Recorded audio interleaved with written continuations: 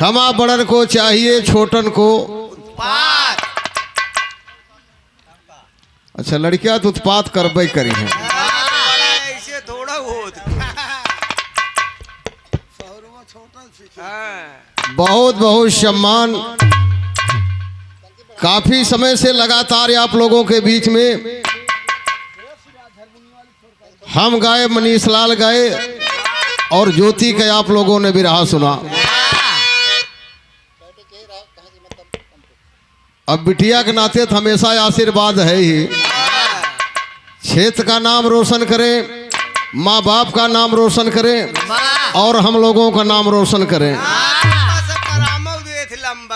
और एक बाद हमका सब कतौ आ जाए आरामो करे बढ़िया मिले थे। लेकिन सम्मानित साथियों, भाव होता है क्या? एक लाइन में बता रहा हूँ, दुनिया में अकाट सत्य है क्या? कहना है लाल कि हर कवन चीज नाही टूटेला, तोड़ले से मजा धीरे धीरे आवेला, जोड़ले से टूटेला, तोड़ले से मजा धीरे धीरे आवेला।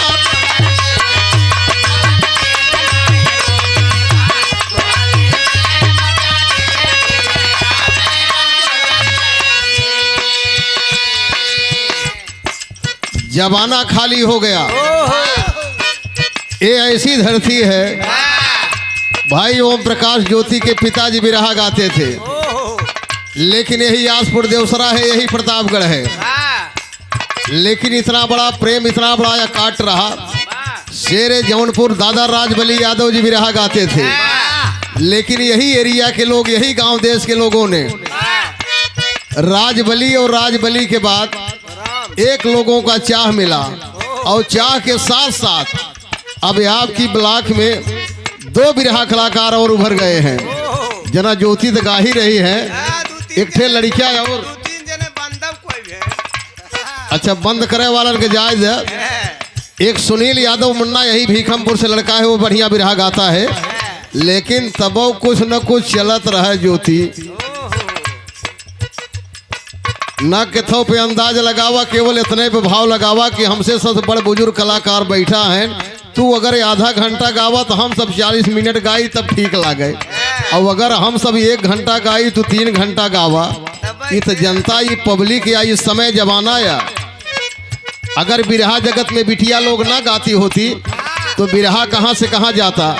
और हमार तो दुर्भाग्य भी आएंगे, यह डीजे रथ दोनों आएंगे सामने, यह नाश्ता चलता ही भाई। अब कौनी और हम सब फंसी कहाँ जाई, का भाव लगाए। तो इसलिए कह रहा हूँ, तो कवन चीज नहीं टूटेला, तोड़ले से मजा धीरे धीरे आवेला, जोड़ले।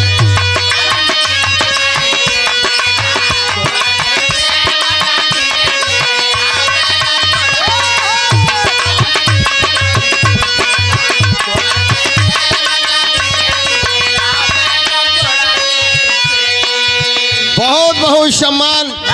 ये सामने जा रहे हैं हमारे लकड़ी के ठेकेदार। जब गुल्लू भैया आए कि हमसे कहें, यह कह के जाते हैं यार हमरे सबको बियामन आएंगे।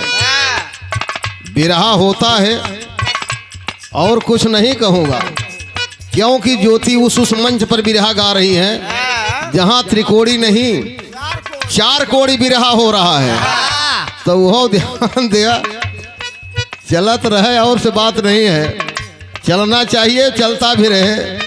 अब मनीषा बेटवा हमारे सोचा था कि अब काका खड़ा हुए तो काका कितना ले जाई हैं, लेकिन काका गलती ने करी है। 101 रुपए का पुरस्कार ये हमारे लकड़ी के ठेकेदार बुल्लू यादव शाहपुर की पावन सर जमी से भैया के बहुत बहुत नमस्कार प्रणाम हो। लेकिन कैसे? तो कवन चीज नहीं टूटेला, तोड़ले से मजा धीरे धीरे आवेला, जोड़ले।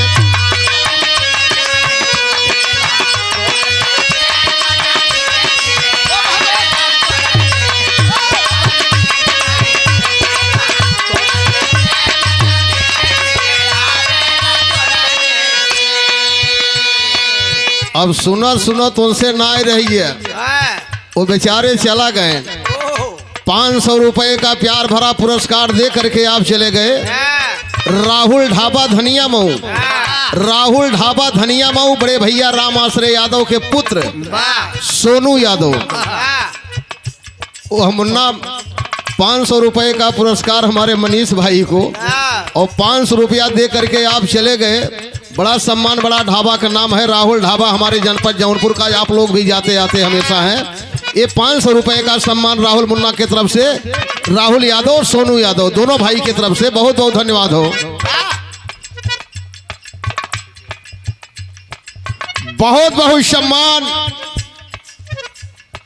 राजेश यादव प्रोफेसर जौनपुर, संदीप यादव प्रधानाचार्य प्रतापगढ़, हरिमोहन तिवारी प्रधानाचार्य झांसी, राजकुमार दुबे झांसी, विनोद कुमार दुबे उरई जालौन, अभय त्रिपाठी एडवोकेट झांसी।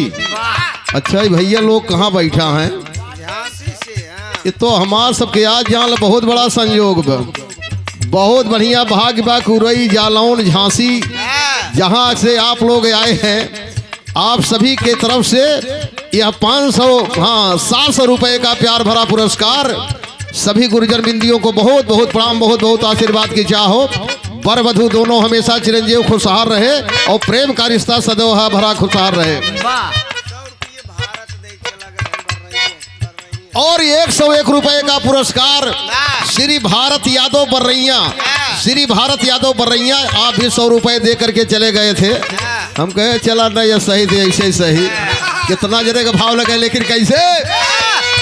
तो प्रेम टूटे कबहू नाही, तोड़ले से मजा धीरे धीरे आवेला, तोड़ले से।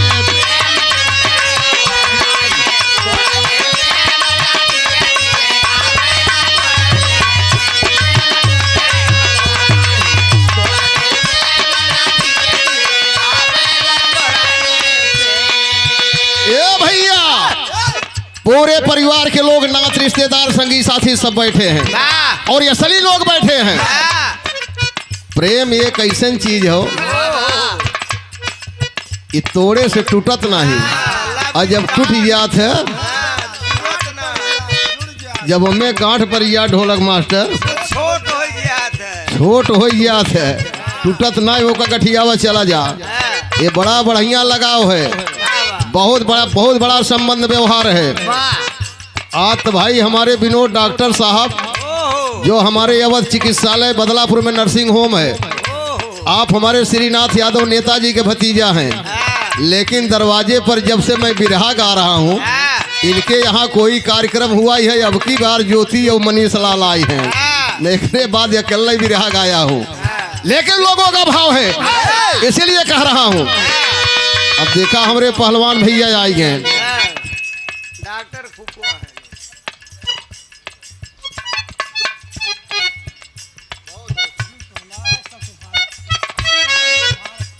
बहुत बहुत सम्मान। ये 100 रुपए का पुरस्कार श्री भारत यादव, ये हमारे तीरा।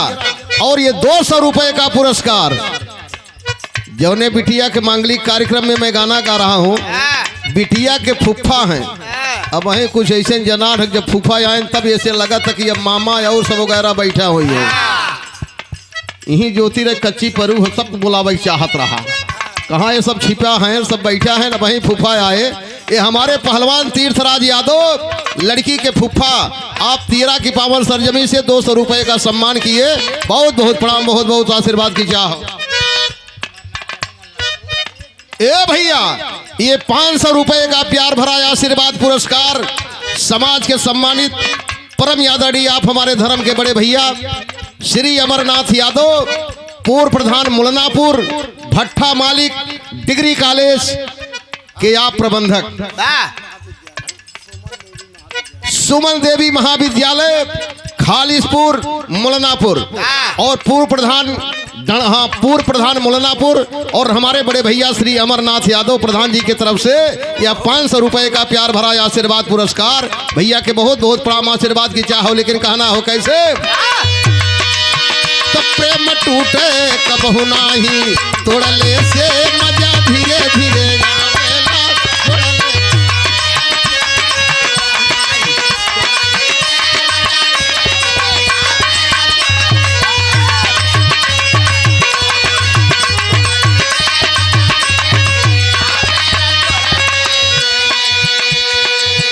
यही गवैया एक लोग गावत है, प्रेम टूटे कबहु नाही तोड़ले से, अब मजा धीरे धीरे आवेला जुड़ले से। एक लाइन और कभी लिखत हूँ का,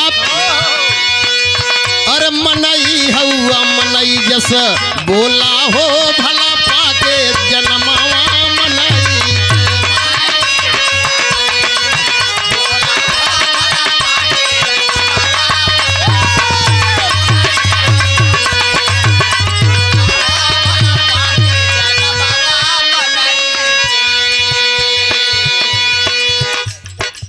हाँ? गिरिया जात ए सिराज, सिराज साउंड वाले, गिरिया जात बड़े बाबू के। सिराज साउंड वाले जल्दी आओ। ये हमरे बड़े बाबू गिरिया जात, कहाँ गिरिया जाते देखो देखो, डंडा बजा के भाव में रहा, बुखार तो छोड़ा ले कैसे। अरे मनई हवा मनई जस बोला हो भला पाके जन्मावा मनई।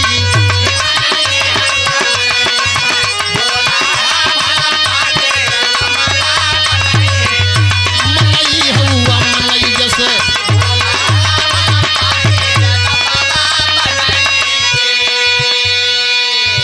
एक किसी को मैं नहीं कह रहा हूं, मनई हवा मनई जस बोला हो और भला पा के जन्मवा। मनाएंगे। अच्छा बोली में का बोली हो, ये भी गौर करेंगे कैसे। और बोली वो है जवन सबही के भावे,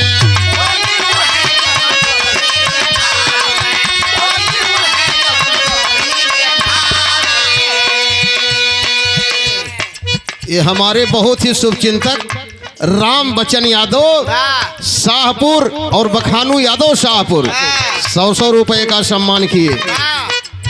कार्यक्रम के अंदर और पंडाल के अंदर ऐसी शख्सियत बैठी हो जो हम लोगों के बीच में, और हम लोगों के नायक और हम लोगों के नेता, लोकप्रिय जिला पंचायत सदस्य परम यादड़ी आप माननीय हमारे भैया लाल बहादुर यादव जिला पंचायत सदस्य नेताजी बैठे हैं।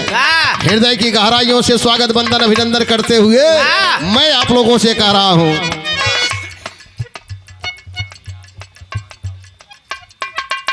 ये हमारे बहुत ही शुभचिंतक और हमेशा हम लोगों का सम्मान भाव प्यार देने वाले राधे श्याम यादव प्रधान दाऊदपुर, राधे श्याम यादव प्रधान दाऊदपुर 200 रुपए का सम्मान किए।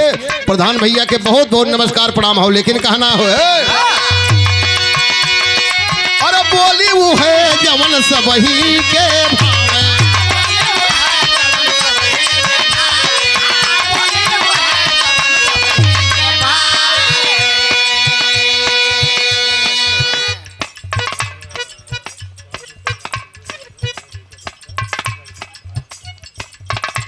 ₹500 का प्यार भरा पुरस्कार दिए अवधि उद्योग भट्ठा मालिक, लड़की के आप भाई श्री राम सजीवन यादव भट्ठा मालिक, अवध अवध ईट उद्योग के आप मालिक राम सजीवन यादव, आप लड़की के भाई हैं। 500 रुपए का प्यार भरा पुरस्कार दिए, बहुत बहुत प्रणाम, बहुत बहुत आशीर्वाद हो। और 100 रुपए का पुरस्कार फिर वही छाया हुआ नाम, लकड़ी के ठेकेदार ये हमारे बुल्लू यादव, आप बड़गांव भूमिहार की पावन सरजमी से बहुत बहुत नमस्कार प्रणाम हो। और इसी भाव पर आप देखें गौर करेंगे,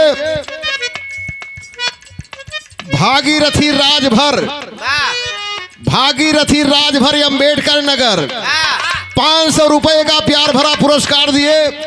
भागीरथी राजभर प्रधान अंबेडकर नगर, 2021 में फिर प्रधानी का चुनाव हो, भागीरथी राजभर भैया फिर आप प्रधान बनेंगे, क्योंकि मैं 26 में हुए अब 21 में का- अच्छा 26 हमरे एक ऐसे ख्याल हो। अच्छा तो कहाँ बैठा है भागीरथी राजभर? गर्भवती लकवा है कई दिन। ए भैया, क्योंकि भागीरथी राजभर अंबेडकर नगर, जिस समय मैं प्रचार प्रसार गीत गाता हूँ आपके ही अंबेडकर नगर से गाता हूँ। आजमगढ़ अंबेडकर नगर यह नाते हमारे वो कैसे में गाए रहे, कैसे ख्याल आइए। लेकिन 2026 में आप फिर प्रधान बने, भागीरथी राजभर प्रधान अंबेडकर नगर, लेकिन वही भाव पे, कौन भाव पे? अरे बोली वो है जवन सबही के भावे।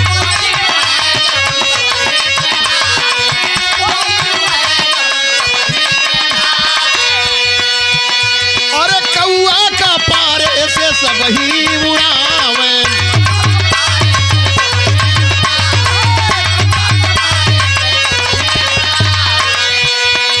अरे बड़े भाग्याई पा गईला चोला हो भला पाके जन्मवा मनाई। बड़े भाग्याई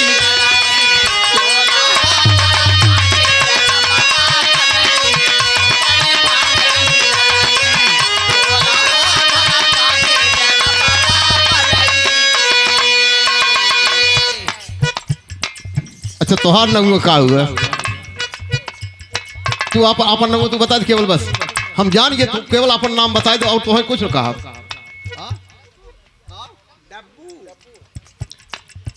भगवान करे ऐसे लड़कियां सबको पैदा हो। नाम नहीं उनका जो वैसे जिन समझे अमेरिका में जो पढ़ाई पढ़े उतना न पढ़ पाए वो हमारे रामचंद्र यारा वाले की लड़कियां हैं। बहुत तेज लड़कियां हो जो उन्हें लड़कियां का नाम डब्बू किसी के दिल दिमाग में नहीं आया। ये लड़का मुझसे कहा क्या अब बता रहा हूं इनकी सोच देखिए। ये 200 रुपए का प्यार भरा पुरस्कार दूधनाथ यादव तुहार न हो देखा लखत है हमार बोलत है केकर बोलत है दूधनाथ यादव दाऊदपुर ये 200 रुपए का सम्मान किए भैया के बहुत बहुत नमस्कार प्रणाम हो। और ये 500 रुपए का प्यार भरा पुरस्कार डब्बू ने सजेशन हमें क्या दिया कहन हमारे घर भट्ठा मालिक क्यों न हो आरा मशीन वाले क्यों न हो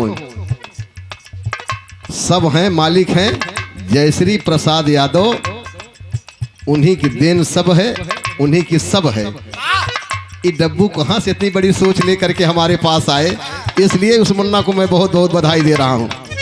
जयश्री प्रसाद इनकर आजा हैं रामचंद्र राम सजीवन के पिताजी और हमारे श्रीनाथ नेताजी के बड़े भाई और मास्टर साहब के बड़े भाई विनोद डॉक्टर साहब के बड़े पिताजी। बहुत बहुत धन्यवाद डब्बू। अब हमें विश्वास हो गया जैसे तुहार नाम कंप्यूटर इंजीनियर हम रखे हैं पूरा कंप्यूटर है डब्बू। 500 रुपए का सम्मान बर बधू दोनों को मालिक हमेशा चिरंजीव खुशहाल रखे और जयश्री भैया के बहुत बहुत प्रणाम हो। लेकिन कैसे अरे बोली वो है जवन सबही के भाव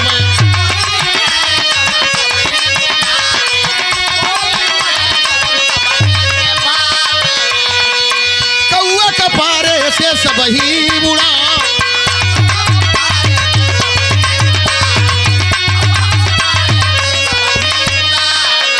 अरे बड़े भाग्या मिलल नर चोला हो भला पाके जन्मवा मनाई के।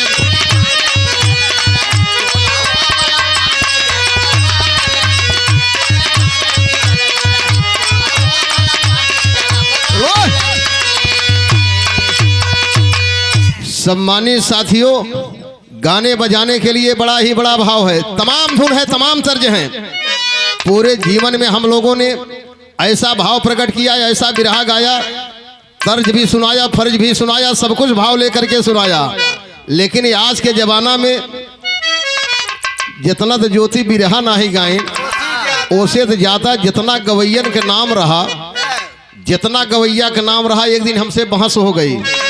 कलाकार लोग सुन लीजिएगा बहस हो गई कार्यक्रम हो रहा था कार्यक्रम में बात आ गई लेडीजों की कि प्रतापगढ़ में 3 लड़की बड़ा निगावत है।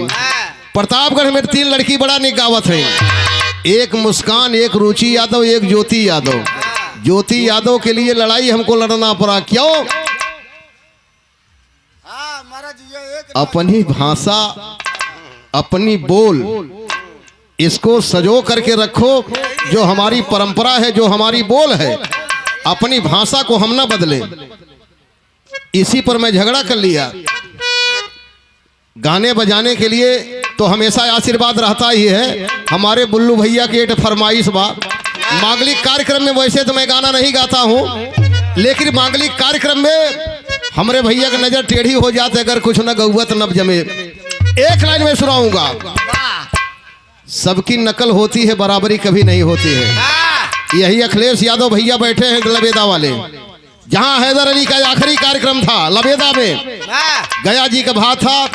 अब हैदर अली गायन लाल जी लहरी गायन ओ गायन ओ गायन ओ गायन ओ गायन ओ गायन नकल हमेशा होती है, बराबरी कभी नहीं होती है। लेकिन अपन कुछ हुआ है। वो लोग महान थे, वो लोग महान थे, धरती पर चले गए, आत्मज्ञानी थे, विद्वान थे, नकल हम लोग कर रहे हैं। लेकिन जवन कुछ कहा तनी आपन वाली कह के जमावा, तब पे भाव लगा था। अब देखा तनी आपन वाली बतावत है हम कैसे, वह भाव है आपन वाली कैसे कहना हो कि अरे झकोरा मारे झुलनी, कि हरे राम झकोरा मारे झुलनी, वह सारी लहराई हो झकोरा मारे झुलनी।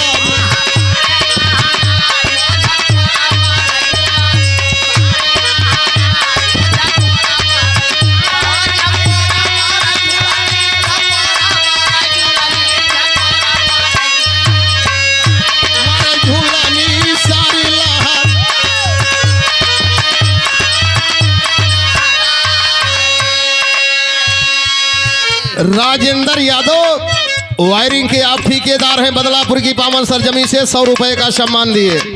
बहुत बहुत धन्यवाद, बहुत बहुत शुभ आशीर्वाद। लेकिन कहना है कैसे, कहीं पिया परदेसिया, अरे पिया परदेसिया लौट के नहीं आए, पिया परदेसिया।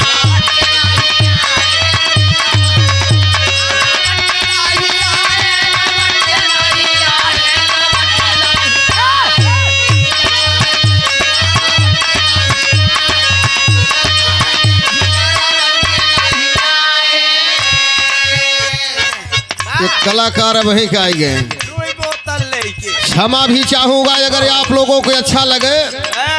ये परिवेश के भाव में दे रहा हूँ, ओहो पूरा नारा गूंज रहा है, तमाम साथी हमारे बैठे हैं। कोई भी ऐसे बहादुर साथी नहीं बैठे हैं कि जो उस भाव में ना लगे हो। ये हमारे गार्जियन, हमारे भाई की फरमाइश है। क्या भाई भाई है, पुकारे पूरा देश हो, अरे पुकारे पूरा देश हो, आवाया अखिलेश हो, पुकारे पूरा देश हो।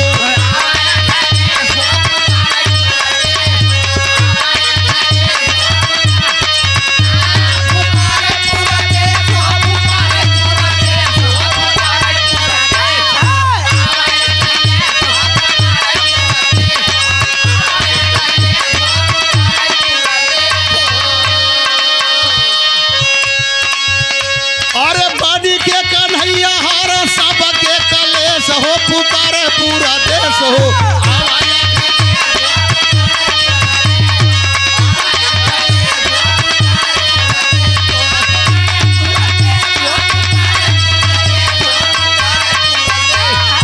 आवाया अखिलेश हो, पुकारे पूरा।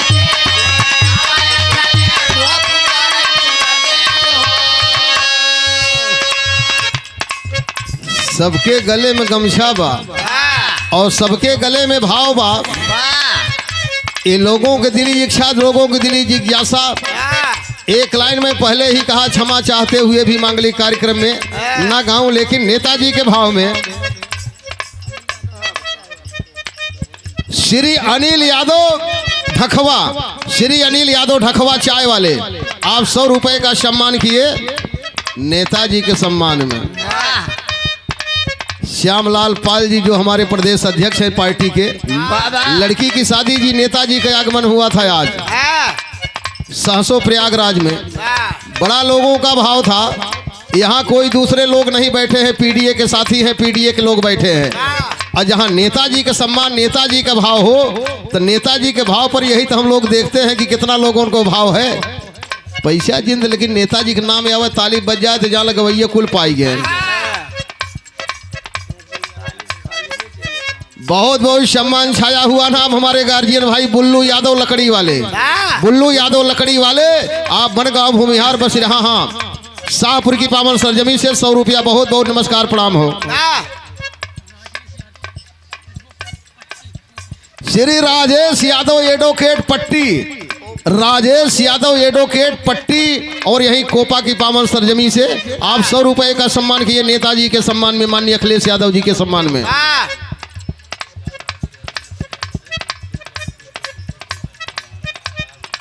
बहुत बहुत सम्मान। इसी वार्ड से लोकप्रिय जिला पंचायत सदस्य वाह और हमारे गार्जियन हम सबके नेता अजेका नेता नाम से बाबूजी लोग पुकारते ही नाम कम लोग जानते हैं, हाँ, लेकिन लोकप्रिय जिला पंचायत सदस्य और हमारे भैया लाल बहादुर यादव नेता लोकप्रिय जिला पंचायत सदस्य आप लबेदा की पावन सरजमी से 200 रुपया हमारे लिए, 200 रुपया मनीष लाल यादव के लिए और 200 रुपये का सम्मान ज्योति यादव के लिए। अब ये फुटकर कह के दे 11 सबके। उधार कर दे। अरे बड़ के कन्हैया हर सबके कलेश हो पुकार पूरा देश हो। आवाया अखिलेश हो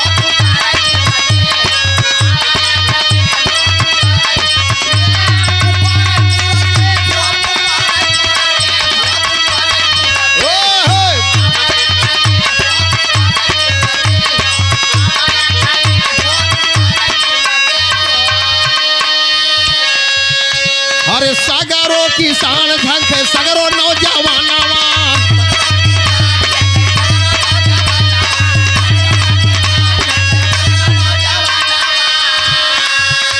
अरे केतनन के दवाई बादे चाल गईले जानवा।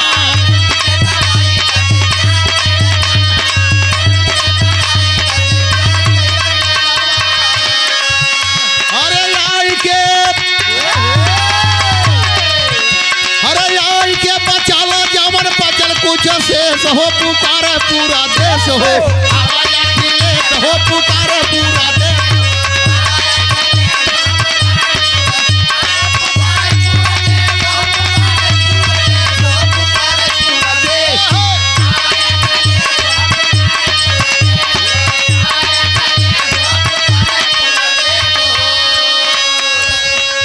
हमारे अगर पहचान भई बिरहा जगत में गावई से हाँ, यही श्रीनाथ यादव नेताजी, वाह इन्हीं लोगों ने हमको इतना बड़ा उत्साह इतना बड़ा सम्मान दिया। हाँ, बिरहा जगत में खड़ा होकर के आप लोगों के बीच में सेवा करने के लिए मैं बाबूजी पैदा हुआ। वाह बिरहा जगत में हाँ, माँ ने अपनी पेट से पैदा किया, लेकिन बिरहा जगत में यही यासपुर देवसरा के लोग शुरुआती दौर में यही श्रीनाथ यादव नेताजी हम लोगों के यहाँ रहते थे। बड़ा लोगों का भाव, बड़ा लोगों का सम्मान और बड़ा लोगों का चाह भी रहा। यहाँ जितने लोग बैठे तो नौजवान लड़कियां हो गए हैं, मालिक लड़के मालिक हो गए हैं। अब लड़के तनी हर भर करत हैं, लेकिन अब जे बड़ बुजुर्ग लोग हैं जे हमार चाहे वाला हैं उस सब भाई कहा थे कि राम अभिलाष के दिन छोड़ा देवसरा वाले लड़कियां भले हमका काट दें, लेकिन जब पुरनके हैं कहा थे कि केहू के बुलावा राम अभिलाष के दिन छोड़ा लड़के काट दिए थे। बुढ़ान के भिंडी और चरी रखावे बने पठाई दे।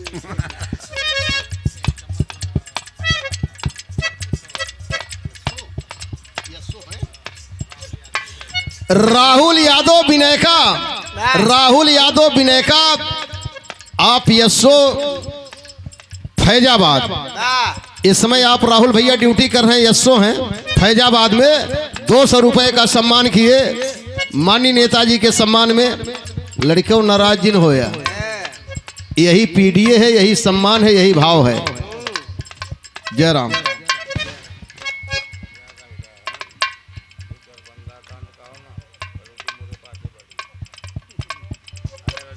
का कहा था का कहा हमारे पास हर सुन ले।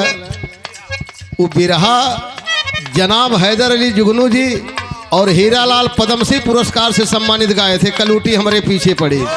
अच्छा तो वो सब जब गाय के चला गए हैं तो तू कहवावे चाहत है कलूटी हमारे पीछे पड़ी, एकर कहे के मतलब का बा? वो भाव ठीक है। अरे सागरों किसान झंक सगरो नौजवान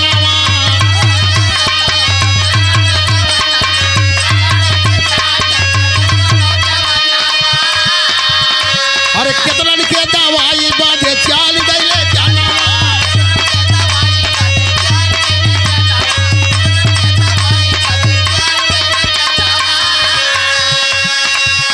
अरे आई के बचाला जावन बचल कुछ शेष हो पुकारे पूरा देश हो। आवाज अखिलेश हो पुकारे पूरा देश हो।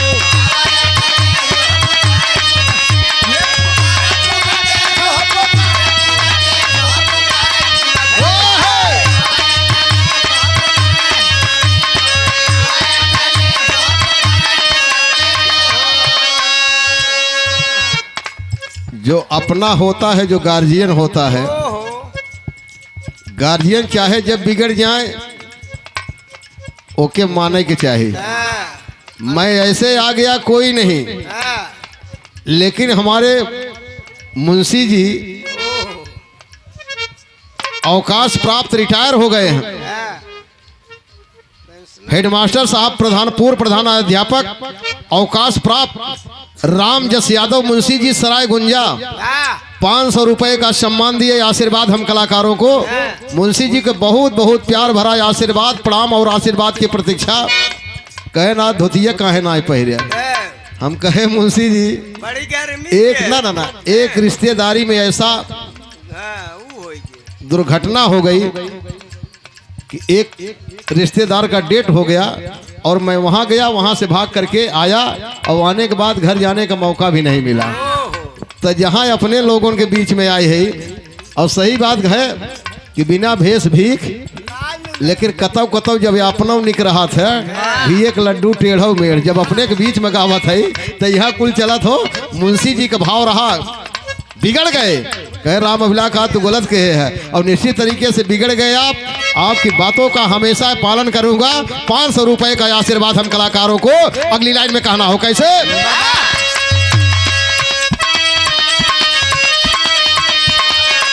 अरे बढ़ल बेरोजगारी, बढ़ी गायल महंगाई,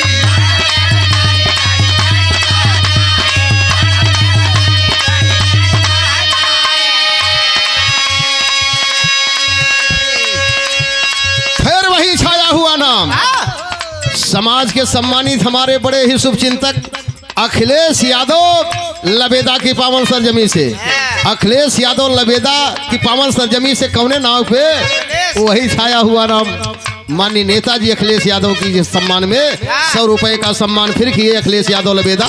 बहुत बहुत प्रणाम, बहुत बहुत आशीर्वाद की चाह। लेकिन कहना हो कैसे, अरे बढ़ल बेरोजगारी, बढ़ी गायल महंगाई,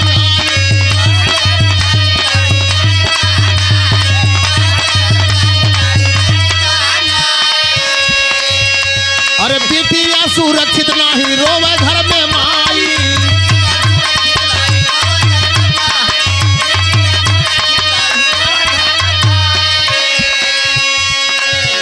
अरे गुंडा भ्रष्टाचारी से कारी लेता शेष हो, पुकारे पूरा देश हो, आवाज अखिलेश हो, पुकारे पूरा।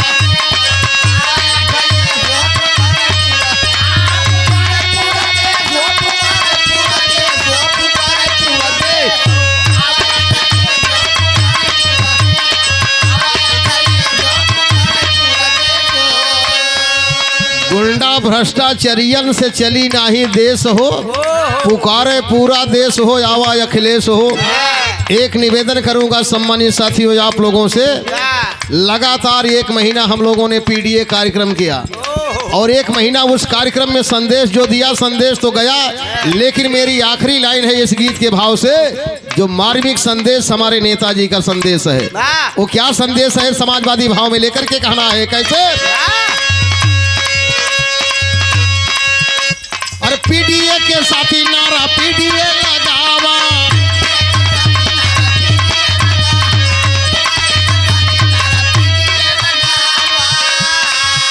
अरे हक संविधान अपन आरक्षण बचावा,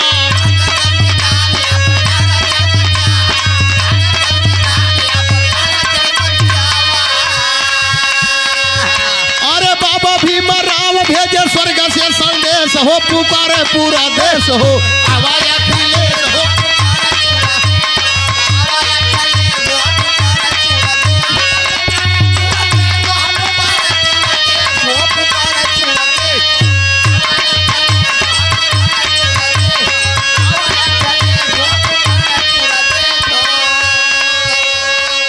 बहुत बहुत सम्मान, 500 रुपए का प्यार भरा पुरस्कार रामदत्त यादव, समीक्षा अधिकारी, हाई कोर्ट इलाहाबाद, डॉक्टर बटेश्वर नाथ यादव के पुत्र, मछली गांव।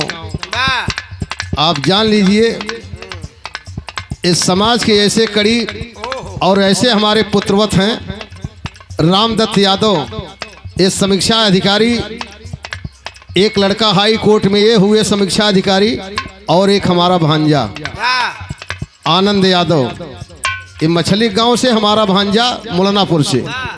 ये दोनों लड़के एक साथ समीक्षा अधिकारी हुए हाई कोर्ट इलाहाबाद में। जो हमारे बड़े भैया डॉक्टर बटकेश्वर नाथ यादव के आप पुत्र हैं, मछली गांव से 500 रुपए का सम्मान किए। मालिक जीवन के हर मोड़ पर तरक्की दे, बहुत बहुत शुभ आशीर्वाद।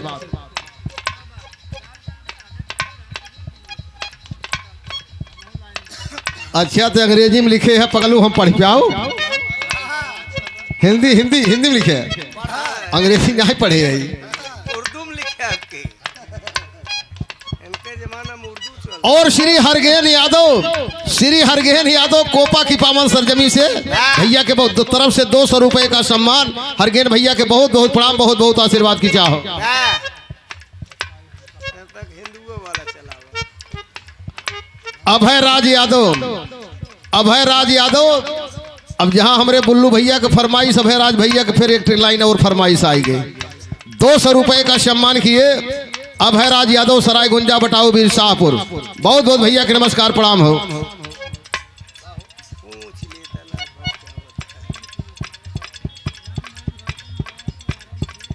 श्री राम वरण गौतम आरा मशीन वाले मुरादपुर, श्री राम वरण गौतम आरा मशीन वाले मुरादपुर की पावन सरजमी से सौठ दे दे, ऐसे सौठ दे जिनका हो। घाटा चल चुका।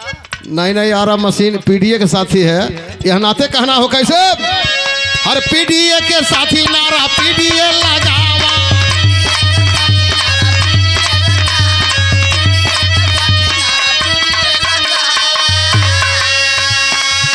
अरे हक संविधान अपन आरक्षण बचावा।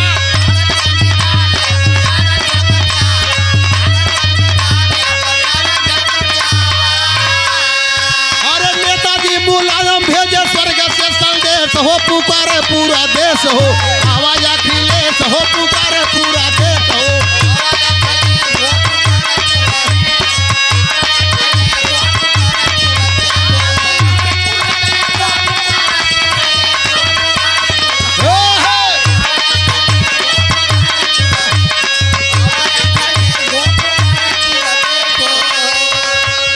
मेरे सम्मानित साथियों, ये भाव आप देखें चारों भाइयों के तरफ से, राम लक्ष्मण भरत शत्रुघ्न। राम जैसन बड़ा भाई रामचंद्र यादव, और लक्ष्मण जैसा भाई राम सजीवन यादव, शत्रुघ्न जैसा भाई विनोद यादव, और भरत जैसे भाई आदर्श यादव। ये चारों भाइयों के तरफ से यह 500 रुपए का प्यार भरा पुरस्कार हम कलाकारों को, बहुत बहुत सम्मान, बहुत बहुत शुभ आशीर्वाद। मालिक जीवन के हर मोड़ पर तरक्की देते रहे और पूरा परिवार खुशी रहे, वर वधू दोनों हमेशा चिरंजीव खुशहाल रहे और प्रेम का रिश्ता सदैव हरा भरा खुशहाल रहे। लेकिन मेरी लाइन वही है, क्या लाइन है। अरे पीडीए के साथी नारा पीडीए लगावा,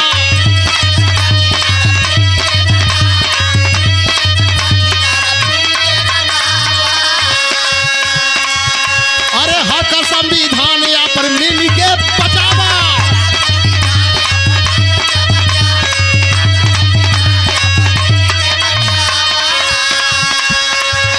अरे मंदिर काशी राम भेजे स्वर्ग से संदेश हो, पुकारे पूरा देश हो, आवाज अखिलेश हो, पुकारे पूरा।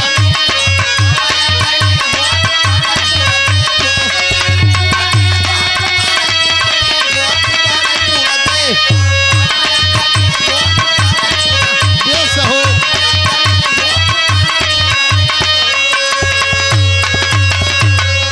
ये हमारे बुल्लू भाई की फरमाइश रही। और अभय राज यादव सराय गुंजा 1 लाइन 27 का भाव किए हैं।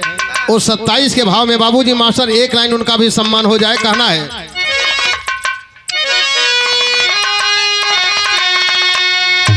वाह वाह, वही तरज के लाइन हो, बड़ी पुरान तरज हो, भरत शर्मा की आवाज वाली तरज हो।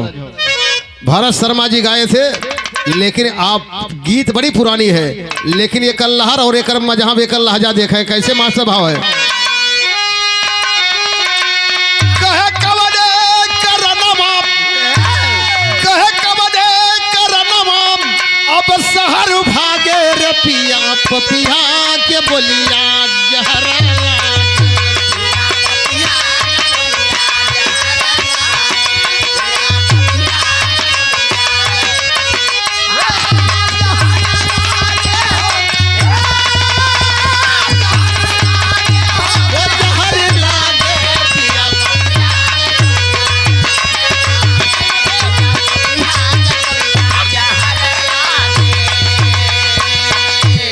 बड़े बाबू थामे रहा। ये जवन ढोलक बजावत है हमार मामूली न हो, या ढोल बजावत है न नाते ढोलक मास्टर हैं। ये मनरेगा के ऑडिटर हैं और कौने ब्लॉक के, महाराजगंज ब्लॉक के मनरेगा के ऑडिटर हैं। लेकिन केवल पीडीए के साथी बन के बेचारू पूरे जहाँ पीडीए कार्यक्रम में आई या तो एकदम जान ल कहीं बिल्कुल हम चलब नौकरी छोड़ के, ये भाव है। लेकिन नेताजी ने सपना देखा, नेताजी का भाव लेकर के, और हमारे अभयराज यादव सराय गुंजा उनका भाव था। उनका भाई एक गुजारिश थी इसी भाव में, कैसे कि यार चाहे आज खा लो, चाहे आज खा लो, चाहे काल लालाई तहुए माल छपरा सिवाना।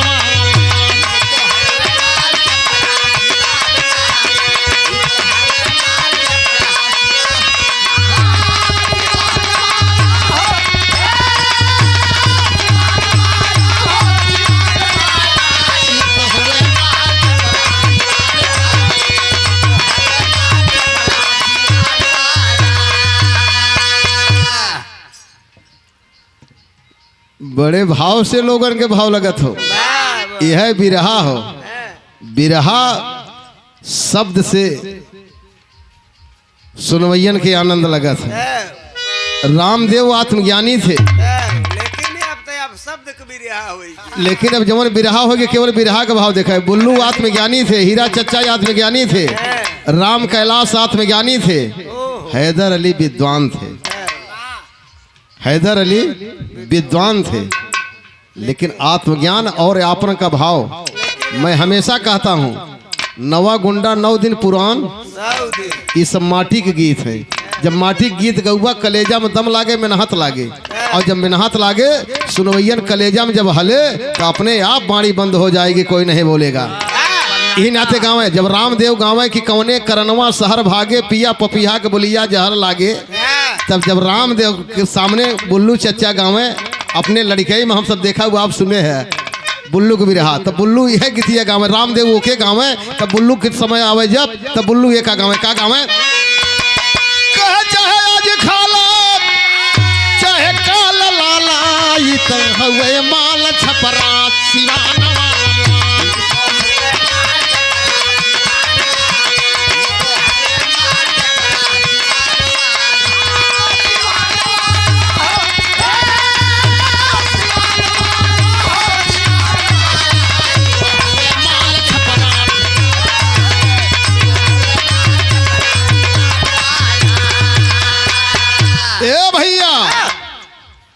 कोई राजनीतिक मंच नहीं है। मांगलिक कार्यक्रम में लोगों के भाव और लोगों का विचार दे करके, ये मैं नहीं कह रहा हूँ, मैं गा रहा हूँ, लेकिन ये मेरी आवाज नहीं है। आवाज अगर है, ये पीडीए की आवाज है। पिछड़ा दलित अल्पसंख्यक, किसकी आवाज है? पिछड़ा दलित अल्पसंख्यक, उनकी आवाज है। और उन्हीं की आवाज में लेकर के मैं आप लोगों के बीच में कर रहा हूँ। क्या लाल? और 27 में करने, और 27 में करने, और कमाल यही है हमारे नेता मुलायम के लाल यही है।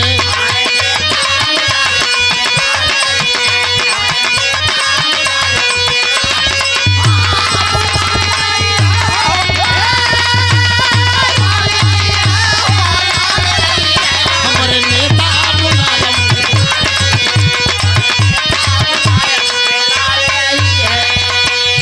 अरे ललकी बाटो पीवा सायकिल निशानी,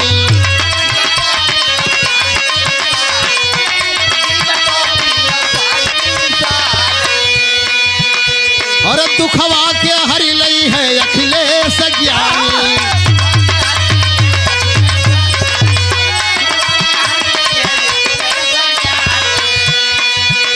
और चाचा शिवपाल अब की ढाल बनी है हमारे नेता मुलायम के लाल गई है हमारे।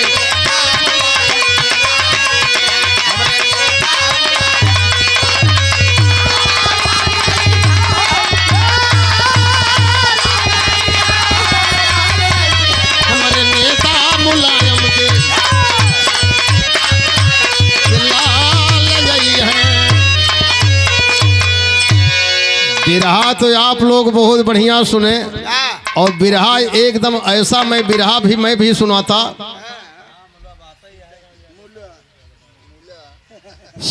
लकड़ी वाले, अच्छा हम जान ये लकड़ी वाले, श्री सीताराम यादव लकड़ी वाले, लकड़ी ठेकेदार सराय गुंजा की पावन सरजमी से आप 101 रुपए का पुरस्कार दिए। सीता